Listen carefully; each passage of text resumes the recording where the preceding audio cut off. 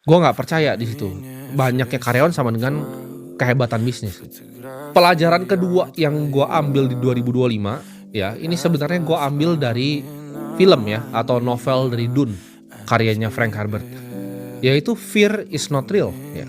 Fear is the mind killer, itu gue belajar. Ketakutan tuh nggak ada yang pernah real.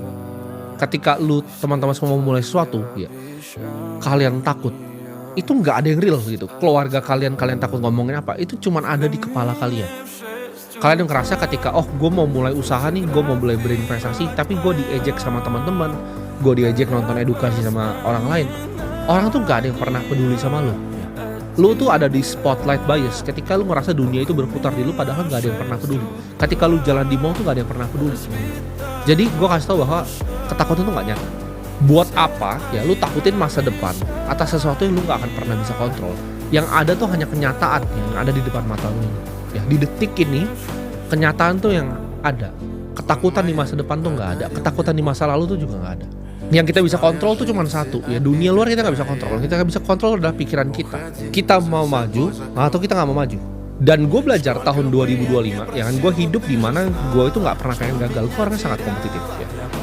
Gue nggak percaya di situ. Banyaknya karyawan sama dengan kehebatan bisnis. Pelajaran kedua yang gue ambil di 2025, ya, ini sebenarnya gue ambil dari film ya, atau novel dari Dune, karyanya Frank Herbert, yaitu Fear is not real, ya. Fear is the mind killer, itu gue belajar. Ketakutan tuh nggak ada yang pernah real.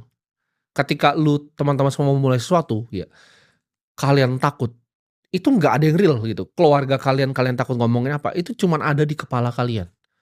Kalian ngerasa ketika, oh gue mau mulai usaha nih, gue mau mulai berinvestasi, tapi gue diejek sama teman-teman, gue diejek nonton edukasi sama orang lain. Orang tuh nggak ada yang pernah peduli sama lu, ya.